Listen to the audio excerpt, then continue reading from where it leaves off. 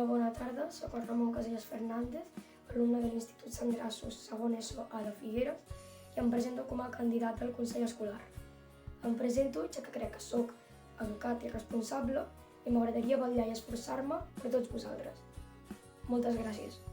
Hola, em dic Sara, vaig a tercer i sóc una de les persones que es presenta per formar part del Consell Escolar. Abans de tot m'agradaria dir-vos que m'otéssiu, ja que sóc una persona bastant ordenada, organitzada, etc. També sóc una persona que, quan es troba en una situació en la qual hi ha una discussió o hi ha opinions diferents a la dels altres, sempre la respecta.